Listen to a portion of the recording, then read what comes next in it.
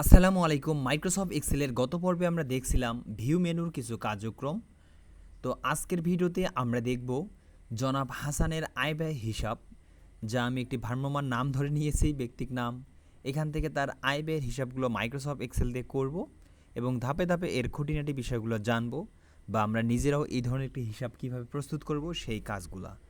তো এই কাজটি জাস্ট একটি উদাহরণ। এর কাজের যদি খুঁটিনাটিগুলো জানতে পারেন তাহলে আপনারা যে কোনো ধরনের এরকম টুকটাক হিসাব বা ব্যক্তিগত হিসাবগুলো রাখতে পারবেন খুব সহজেই। তো চলুন দেখা যাক আজকের এই ভিডিও।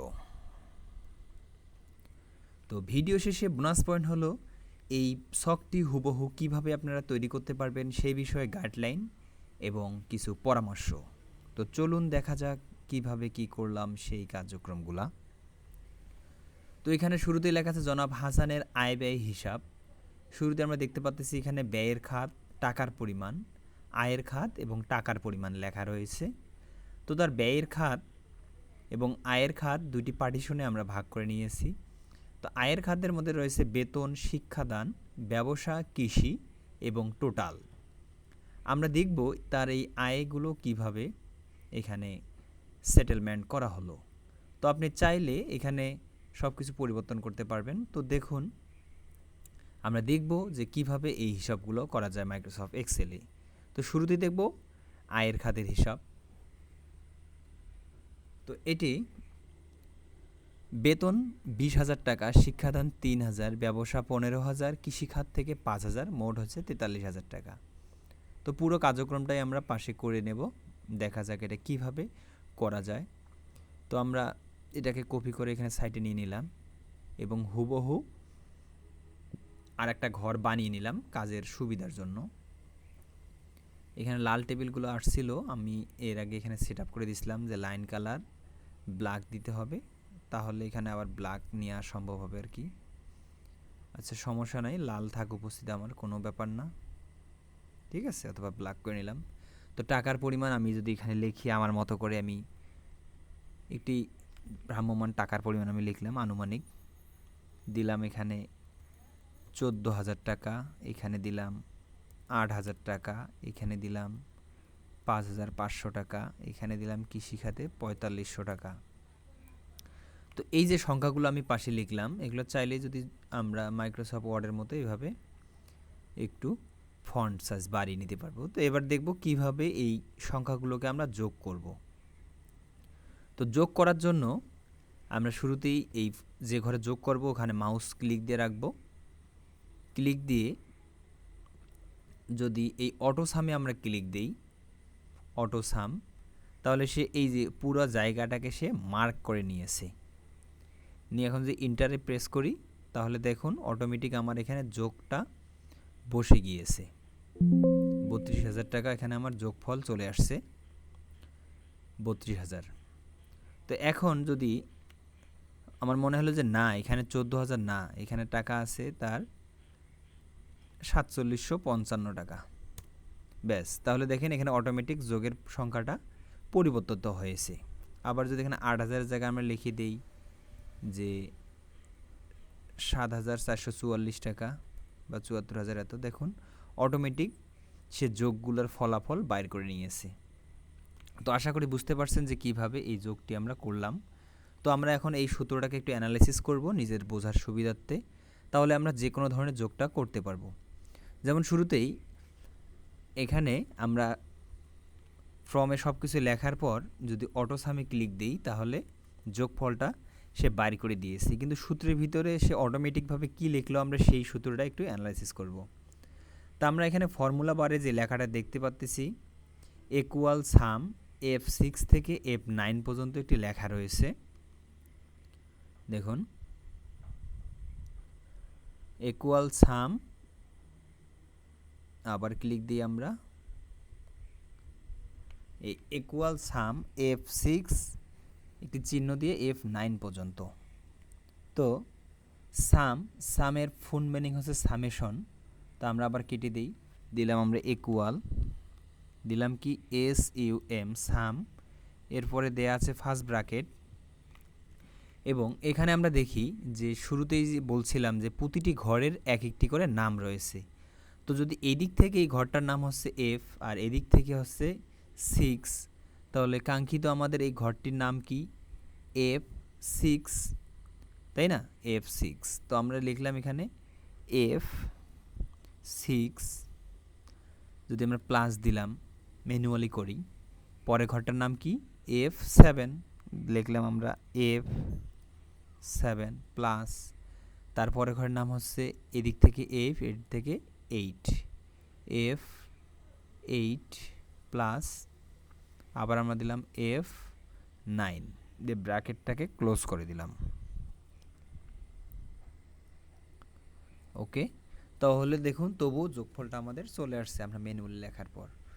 তো এখানে যেহেতু F6 প্লাস 7 প্লাস 8 প্লাস 9, তো এটিকে আমরা সংক্ষেপে এভাবে দিতে পারি যে এগুলো এতগুলো না দিয়ে এত থেকে এত যদি বোঝাই, তাহলে একটি অনুপাতের যে আমরা চিহ্নটা ব্যবহার করি সেই চিহ্নটা দিলেই হয়ে যাবে, যে ইকুয়াল সাম ফার্স্ট ব্র্যাকেট শুরু F6 থেকে F9 এর মানের যোগফল। তাহলে দেখুন আমাদের এখানে 43,000 খুব সুন্দরভাবে চলে আসছে। তো একইভাবে যদি আমরা ব্যয়ের খাতের দিকে চলে যাই, তাহলে এখানে রয়েছে খাদ্য, বাসা ভাড়া, বিদ্যুৎ বিল, গ্যাস বিল, ইন্টারনেট বিল, পানির খরচ সহ নানান রকমের খরচ। তো একইভাবে যদি আমরা এখানে টোটালটা বসাতে চাই, তাহলে কি করতে হবে? আমরা আবার ম্যানুয়ালি সূত্রটা লিখব। তো যেহেতু এই ব্যয়ের আমরা যোগ করব, সেক্ষেত্রে কিভাবে যোগটা করা যায় একটু যারা জানেন অবশ্যই কমেন্ট করতে ভুলবেন না, যে এখানে তাহলে টোটালের সূত্রটা আমরা কি ব্যবহার করতে পারি। তো যেহেতু আপনারা একবারই নতুন দেখতেছেন ভিডিওটা, তাই আমি আপনাদের সুবিধায় আমি নিচ থেকে করে দিচ্ছি। অবশ্যই যারা ভিডিওর কাজটি করতে পারবেন নিচ থেকে করে নেবেন আমার ভিডিওটি পজ করে রেখে। তো আমরা এখানে শুরুতে দিলাম ইকুয়াল, এরপর লিখলাম SUM সাম, তারপরে দিলাম আমরা ফার্স্ট ব্র্যাকেট দিয়ে এই যে এদিক থেকে ঘরটার নাম কি? সি, যেহেতু যে ABC রয়েছে সি, আর এদিক থেকে 6, তাহলে এই যে কাঙ্ক্ষিত এখানে 10,000 টাকা লেখা রয়েছে, তাহলে এই ঘরটার নাম কি? C6। তো আমরা লিখলাম এখানে সেজন্য C6 প্লাস, প্লাস না, আমরা যেহেতু একবারই করব কাজটা। ওকে, সর্বশেষ এই অন্যান্য পর্যন্ত এই ঘরটার নাম কি? এদিক থেকে সি, এ অন্যান্য সোজা রয়েছে 19, তাহলে ঘরটার নাম হচ্ছে C19। ওকে, এখানে অনুপাতের মতো চিহ্ন দিলাম, লিখলাম C19 ব্র্যাকেট ক্লোজ। তাহলে এই যে সূত্রটার মান বা ফলাফল, এটা কি বোঝাবে এখানে? তাহলে এই সূত্রটির মান হচ্ছে ইকুয়াল সাম C6 থেকে C19, C6 থেকে C19 পর্যন্ত যে সংখ্যাগুলো রয়েছে তার যোগফলকে বোঝানো হয়েছে। অর্থাৎ এখানে আমাদের এইখান থেকে শুরু করে এই যে পর্যন্ত যে সংখ্যাগুলো, সেই সংখ্যাগুলোর একটি যোগফল এখানে সে বসিয়ে দিবে। তাহলে এই হলো ব্যয়ের খাতের যোগফলটা। এখন আমরা তার আয় থেকে ব্যয়কে বাদ দেব, তার আয় থেকে ব্যয় বাদ দেব, জনাব হাসানের আয় থেকে ব্যয়, অর্থাৎ অবশিষ্ট তার হাতে টাকা কত থাকলো। তো এজন্য একটি সূত্র আমরা ব্যবহার করতে পারি, কি সেটা? আমরা দিলাম ইকুয়াল সাম SUM সাম ফার্স্ট ব্র্যাকেট শুরু দিয়ে এই যে টোটাল, এই ঘরটার নাম কি? F10, অর্থাৎ এখানে ক্লিক দিলেও সে F10 অটোমেটিক নিয়ে নিয়েছে, এদিক থেকে F, এদিক থেকে 10, F10 মাইনাস কি, অর্থাৎ যেহেতু টোটাল মানে আয় থেকে, যেমন মোট আয়ের ঘর এইটা, এই কারণে আমরা F10কে সিলেক্ট করলাম যে আয়ের হচ্ছে মোট আয়, তার এখানে F10 নম্বর ঘরে রয়েছে, এবং মোট ব্যয় কোন ঘরে আছে? এদিক থেকে আছে C12, C20, অর্থাৎ এখানে যে আমরা লিখে দিই এখন C20-এর উপর ক্লিক দিই এখানে, তবু হয়ে যাবে, অথবা আমরা ম্যানুয়ালি এখানে লিখে দিতে পারবো, দিয়ে আমরা ব্র্যাকেটটাকে ক্লোজ করে দিয়ে ইন্টারে প্রেস করব। তাহলে দেখুন খুব সুন্দরভাবে 43,000 টাকা থেকে 24,740 টাকা বিয়োগ হয়েছে, হয়ে আমাদের অবশিষ্ট টাকার পরিমাণ আসছে 18,260 টাকা হাতে। তো এই ছকটির মাধ্যমে জনাব হাসানের আয় ব্যয় হিসাব প্রস্তুত করা হয়েছে, অর্থাৎ সে তার মোট আয়গুলোকে এখানে লিখে দেবে, এন্ট্রি করে রাখবে, এবং মোট ব্যয়গুলোকে সেই দিকে এন্ট্রি করে রাখবে। আয় এবং ব্যয় এন্ট্রি করলেই অটোমেটিক তার হাতে অবশিষ্ট কত টাকা রয়েছে সেটা এখানে পরিমাণটা বাইর হয়ে থাকবে। তো এই হলো জনাব হাসানের মোটামুটি আয় এবং ব্যয়ের হিসাব। তো এই ফর্মুলাটি করার মাধ্যমে আমরা আজকে নতুন যেটা শিখলাম সেটা হলো কিভাবে যোগ এবং বিয়োগ করতে হয়। ঠিক আছে, কিভাবে যোগ এবং বিয়োগের কাজগুলো করতে হয় সেই ভিডিওটি আমরা এখানে দেখলাম। আপনাদের কারো বুঝতে সমস্যা হলে অবশ্যই কমেন্ট করতে ভুলবেন না, কমেন্টে জানিয়ে দিবেন আপনাদের যোগ এবং বিয়োগ করতে কোনো ধরনের কোনো সমস্যা বা প্রতিবন্ধকতা আছে কিনা। তো এখন দেখব আমরা এই জনাব হাসানের আয় ব্যয় হিসাবটি সম্পূর্ণ কিভাবে এত সুন্দরভাবে একটি ছকে করা যায়। তো আমরা হুবহু এই কার্যক্রমগুলো এখানে নকল করব পাশেই, তাহলে আমরা বুঝতে পারবো যে এটি কীভাবে করা হয়েছে। যেমন শুরুতেই লেখা আছে জনাব হাসানের আয় ব্যয় হিসাব, একটি রঙিন ঘর করা রয়েছে এবং লেখা রয়েছে। তো এজন্য আমরা পাশেই একটি ঘর করে নিলাম, এইখান থেকে এই পর্যন্ত ধরে মার্কস অ্যান্ড সেন্টার করে নেব। তাহলে দেখুন এখানকার ভিতরে যে ঘরের দাগগুলা মুছে গিয়েছে, এটা মার্কস হয়ে গেছে। তো এখন আমরা এখানে সময় বাঁচার সুবিধার্থে লেখাটা জাস্ট কপি করে নিলাম, আপনি চাইলে লিখতে পারবেন, সমস্যা নেই। কপি, আমরা এই ঘরটাতে পেস্ট করে দেব। ওকে, জনাব হাসানের এই লেখাটা অনেক ছোট্ট হয়েছে, তাই লেখার সাইজ একটু বাড়িয়ে দেব, সরি অনেক বেড়ে গিয়েছে। ওকে, জনাব হাসানের লেখাটি চলে আসছে, এখানে আমরা কালার করতে পারবো, এখানে একটা ক্লিক দিলেই নিচে একটি কালার হয়ে যাবে। তো একইভাবে আমরা যদি এটাকে ধরে নিচে একটু টান দেই তাহলে আরেকটি ঘর এখানে চলে আসবে। এখানে আয় ব্যয় হিসাবটাকে কপি করে আমরা পেস্ট করে দিলাম। ওকে, চলে আসলো জনাব হাসানের আয় ব্যয় হিসাব। ঠিক একইভাবে যদি ব্যয়ের খাতের হিসাব করতে যাই তাহলে এখানে আমরা ঘরটাকে একটু বড় করে নিতে পারবো এইভাবে। ওকে, আমরা এখানে একটি কালার করে নিতে পারবো, ব্ল্যাক কালার, এবং পরে ঘরটাকে একটু বাড়িয়ে নিলাম, এই ঘরে দিলাম টাকার পরিমাণ। দেখুন হুবহু ছকটা হয়ে গিয়েছে। পাশে একইভাবে আয়ের উৎসের জন্য আমরা ঘরটাকে একটু বাড়িয়ে নিতে পারবো, ঠিক আছে, এবং ব্যয়ের উৎসের জন্য ঘরটাকে একটু বাড়িয়ে নিলাম। ওকে, আয়ের উৎস এবং ব্যয়ের টাকার পরিমাণ দিয়ে দিতে পারবো আমরা এভাবে। তো এখন এদিকে যদি নিচে ঘরগুলোকে এভাবে ধরে কালার করে দিতে পারবো, এখানে একটি আমরা কালার করে দিলাম।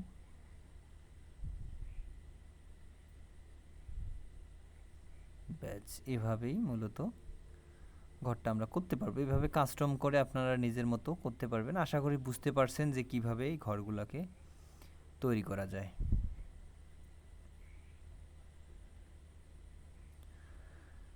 তো এভাবে মূলত ছকগুলো তৈরি করে আপনারা কাঙ্ক্ষিত লেখাগুলো লিখে যোগ এবং বিয়োগের কাজটি করতে পারবেন খুব সহজেই। তো এখন আমরা দেখব এইটি কিভাবে প্রিন্ট করব আমরা নির্ধারিত এই অংশটুকু। যেমন এখানে দুইটি অংশ রয়েছে, আমরা এর মধ্যে আমাদের দরকার শুধু এই অংশটুকুর প্রিন্ট কপি, কিন্তু এটা দরকার নেই। তো এই অবস্থায় যদি আমি কন্ট্রোল পিতে প্রেস করি তাহলে দেখুন একদম ভেঙে গেছে, আসলে সঠিকভাবে প্রিন্টের জন্য এটি প্রস্তুত না। এখানে দেখুন 5টা পেজ রয়েছে, এখানে রয়েছে জনাব হাসানের আয় ব্যয়, কেটে গেছে, এই পৃষ্ঠায় চলে আসছে, এই পৃষ্ঠায় চলে আসছে, এখানে চলে আসছে, সব কিছু একটা এলোমেলো অবস্থায় রয়েছে প্রিন্ট করতে গেলে। তো এই ধরনের প্রতিবন্ধকতা আমাদের প্রায় সবারই হয়ে যায় প্রিন্ট করতে গিয়ে। তো আমরা দেখব কিভাবে এটি সঠিকভাবে প্রিন্ট করা যায় এই সেটআপটি।